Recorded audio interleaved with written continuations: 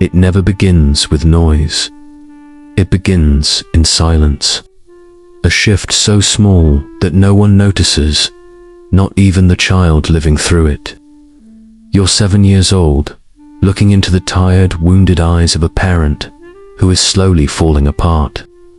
Maybe it's an addiction. Maybe it's rage. Maybe it's a kind of emptiness that pulls the warmth out of the room. And without anyone explaining anything, an ancient instinct in your young mind activates. If I don't hold everything together, everything will collapse. This is how a child disappears quietly, invisibly, not by running away, but by shrinking themselves. They smile more, they cry less. They learn to predict the emotional weather of the household before they even speak. They become the peacekeeper, the fixer, the one who senses tension before others feel it. A tiny body carrying responsibilities far too heavy for its age. And here's the cruel part. The world rewards them for it. You're so mature, you're so responsible, you're so strong. They praise the armor. They never notice the wounds. And no one ever asks, what did you lose to become this way?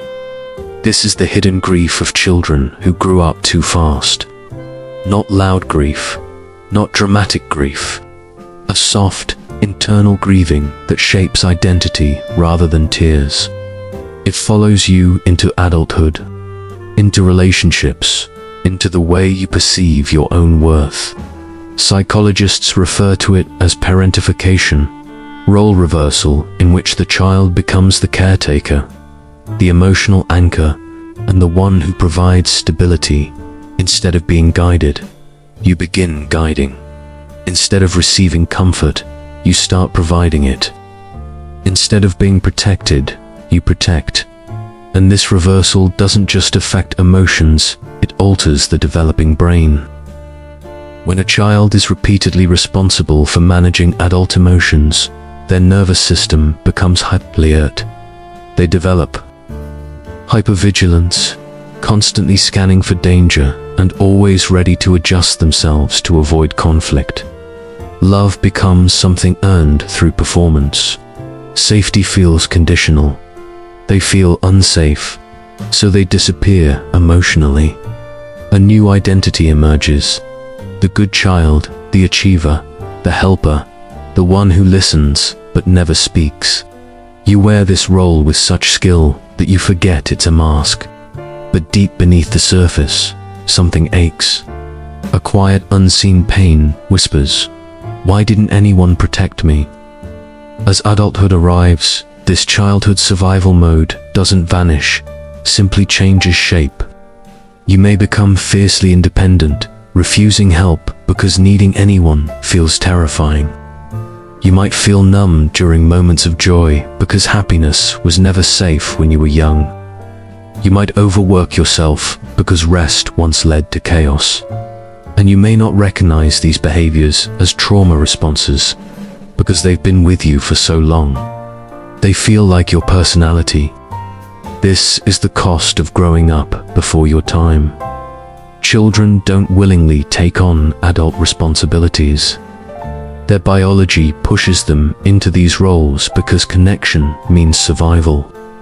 A child will sacrifice their authenticity to keep their bond with caregivers.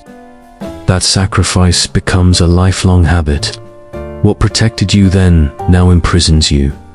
So what becomes of that child now living in an adult's body? They turn into adults who never feel truly safe. Adults who freeze when someone asks how they really feel. Adults who downplay their pain. Adults who feel guilty resting. Adults who overfunction in relationships. Adults who apologize for crying. Adults who mistake overthinking for awareness. These aren't flaws, they are symptoms. Echoes of a childhood spent surviving instead of simply being. And beneath all of this is an unspoken fantasy, the hope that someone will look past the facade and finally say, "You don't have to be strong today." Someone who sees the exhaustion behind your competence. Someone who recognizes the child who never got to be a child. But the truth is difficult and liberating. No one can rescue the child. You buried, only you can. Healing doesn't begin with forcing positivity or pretending the past didn't shape you. It begins with honesty, with acknowledging your suffering instead of minimizing it. Letting go of the stories that say, "It wasn't that bad," or "I'm fine." Because fine is another mask you learn to wear. The moment you validate your own experience is the moment your healing starts. And yes, it hurts healing. Asks you to feel the grief you never had space for, the grief of the birthdays no one celebrated, the grief of being unnoticed, the grief of protecting people who should have protected you. But this grief is not weakness, it's thawing. It's your frozen inner child beginning to breathe again. Shadow work begins here, turning toward the parts of yourself you abandoned, not fixing them, not silencing them, but seeing them, hearing them, accepting them. And with time, you begin asking your inner child, what did you need that you never received? The answers may be simple, but deeply painful. I needed safety. I needed comfort. I needed someone to listen. I needed rest. I needed joy. I needed reassurance. As you reconnect with these needs, your internal world begins to shift.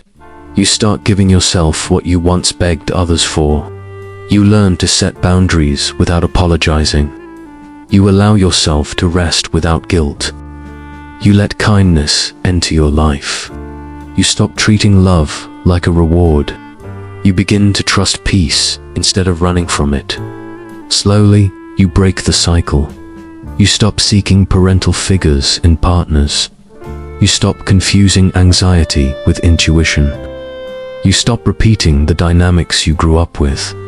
You stop abandoning yourself for the comfort of others.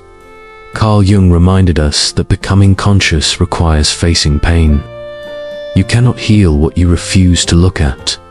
Healing isn't about becoming someone new, it's about remembering who you were before the world demanded you become someone else. Your maturity was never the issue. The issue was that you had no choice, but now you do. You can choose gentleness. You can choose to rest. You can choose honesty. You can choose yourself. Some days, you'll feel like a fragile, scared child again. That isn't failure. That's a return. That's healing. The child you buried is finally stepping into the light. Let them come home, let them feel. Let them be seen. Let them be held by you. Because you're not broken. You're rebuilding. You're becoming whole. You didn't get a childhood, but you still have a future. And this time, you're the one who gets to write it.